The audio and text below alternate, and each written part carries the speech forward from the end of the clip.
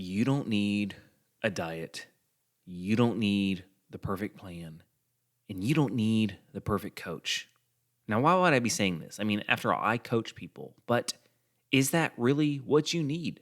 Talking all about that today, so strap in, get ready for episode 262. Let's go. The future of fitness. How do you gain muscle mass? Fitness is not complicated. It's simple when you break it down. There's so much information out there. No fads, no diets, just plain simple habits. You're listening to the Bones to Bulk podcast. Hey, welcome to today's episode. My name is Brian Parody, and I will be your host today. If this is your first time tuning in, welcome to the show. So glad to have you here. For my return listeners, thank you for coming back. It means the world to me. If this is your first time tuning in, I try to condense a lot of information into a very short episode. Typically, they're around 10 to 12 minutes because I'm not a big fan of really drawn out things. So I try to pack a punch in a short amount of time as possible, give you some relative information that you can apply today, and then let you get on with your day. With that being said, if you get anything out of the show, please leave us a review, leave us some feedback, heart it, star it, whatever app you're on, however the rating system works. Please just take a couple minutes out of your day to do that. It would mean the world to me, and it would really help out this podcast. Thank you so much for doing that. And without further ado, let's dive in. Have you ever wanted to start something and you're like, well, let me research it. And so you research it, and then you start getting more confused when you research it, and you start questioning things. And I'll give you, for example, when I go to buy something that I've never purchased before online, because I'm a big online shopper, I rarely buy anything in store. For example, my wife and I, we bought our last bed and frame and everything online. I mean, I can't remember the last big purchase I've made that's been in the store. Let me just put it that way. So we even bought our last car online. So yeah, online shopping is where it's at, and we love it. But with that being said, I can go down the rabbit hole sometimes with that because you start reading reviews. And first off, can I just vent a minute on people who leave reviews? Because if you receive an item damaged, please don't leave it a bad review. That has nothing to do with the product. Also, if you have trouble putting an item together, please don't leave it a bad review. That has nothing to do with the product. I love those reviews where it's like, I'm giving this 0 stars because it took me an hour to put together. Okay, that tells me nothing about the product. You know what I'm saying? Anyway, I'm done with my little rant about that. But I can get lost with the reviews, and then I get more confused and oh my gosh. And chances are what ends up happening is I finally just pick one, and it's fine because I'm overthinking it to begin with. Well, we do this with fitness all the time because we think we've got to have the perfect diet, the perfect workout plan, the perfect circumstances, the perfect gym, the perfect trainer. And I train people, I coach people, but I'm going to be real with you for a minute. You may not need a coach. In fact, you probably don't need one. Yes, there is something to be said about accountability, and I think that goes a long way, and I'm happy to provide that for people. But the information, you honestly can get anywhere. You can. We live in the day and age where you can Google literally anything and get an answer to it. Anything. You can get an entire degree online for free pretty much as far as the knowledge base goes. I'm not talking about an official piece of paper, but everything is available at our fingertips. Everything. So I think we overcomplicate things. I think we get stuck in that research phase of, well, I'm waiting until, I have all the information. No, don't do that to yourself. Because all that is an excuse not to start. Because here's the thing. You could have the perfect workout plan, the perfect diet, the perfect coach, and still not make any strides. You know why? Because those things aren't what makes the difference. Those things are not what gets you from point A to point B. I've worked with a lot of people. And you want to know what differentiates those who see a lot of success and those who don't see a lot of success? Has nothing to do with what I'm teaching them. Because for the most part, what I teach people is the same. Yes, the fine-tuning changes depending on their goals, but the overall lessons that I'm teaching stay the same. The difference is the mindset and whether that person is ready to put in the work. And I don't mean that to sound harsh, because me personally, there have been times in my life when I'm not ready to make a jump. I'm not ready to make a leap. I'm not ready to risk something for a possible return.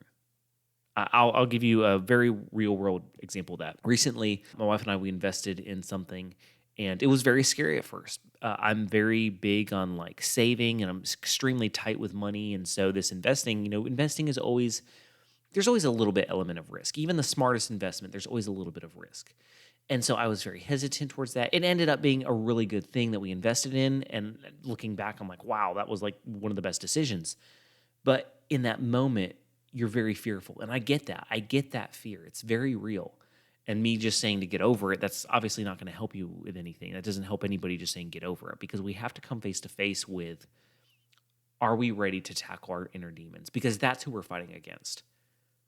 It's not about eating right. It's not, all that matters, but what matters is, am I willing to do whatever it takes to reach my goal? It's going to suck. It's going to be terrible a lot of days. Not all days. Some days will be good, but there's going to be a lot of terrible days. There's going to be a lot of days where life is smacking you in the face, and getting an exercise workout in is the last thing you can do. And you just want to order a pizza because you're so freaking exhausted. I get it. I've been there.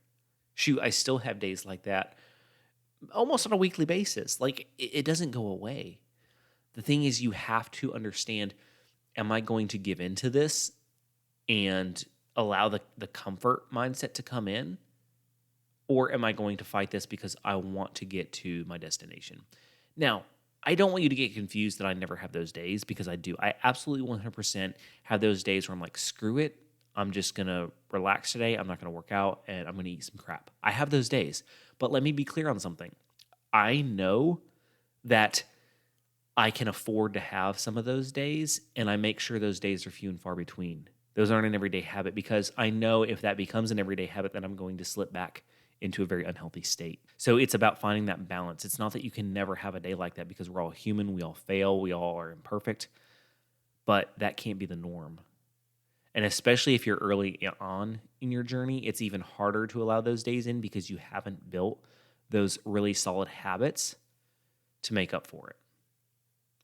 I have a cheat meal one to two times a week, okay?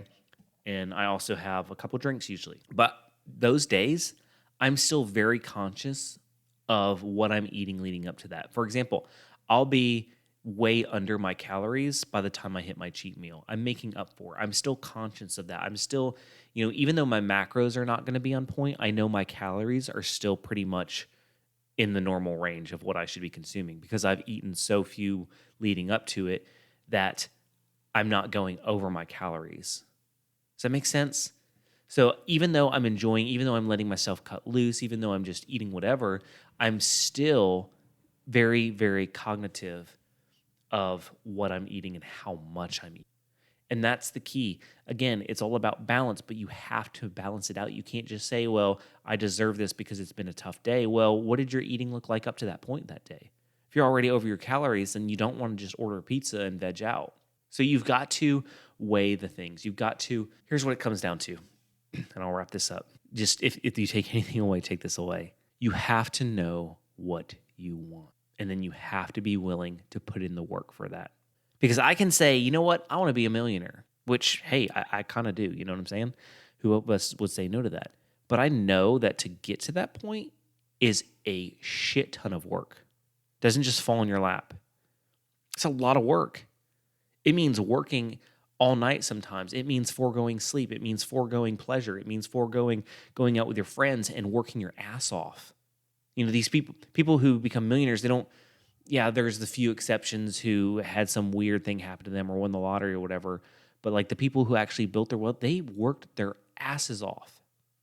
You can get there by doing the same thing everybody else does. It's the same way with fitness. You're not going to get these people you see. Now, granted, there are some exceptions. I'm not talking about like the Hollywood people who we won't even go into all that. But like people who you see who are in good shape, they don't just have good genetics. They don't just have luck or great metabolisms. They got there because they worked their asses off. All of us are fighting against something. And yeah, I'm not saying genetics play no role in it, because for some it's easier to build muscle than others. But like the day and age in which we live, the access to the shit ton of crappy food that we have available to us, it's very hard to stay healthy and stay in shape. It is. It's very hard in this day and age. We don't have active jobs for the most part. Most of our jobs are very sedentary and we just sit, and it's just our lifestyles. So it takes work. You're not going to get in great shape by doing the same thing everybody else around you is doing and saying, well, they do it, so I should be able to do it, or I deserve this. But again, you don't get there by doing the same thing everybody else does. Eating the same crappy food, by living the same lifestyle, you don't get there the same way. So don't expect to be able to live however you want and to get to that goal you want to. It's got to be that balance, and you got to know what you want. And you got to be willing to put in the freaking work. You can do this. You can accomplish this. I believe in you. It just takes that grit, that determination, that clicking in your mind that says, you know what? I'm sick of this, and I'm going to make a change. You've got this.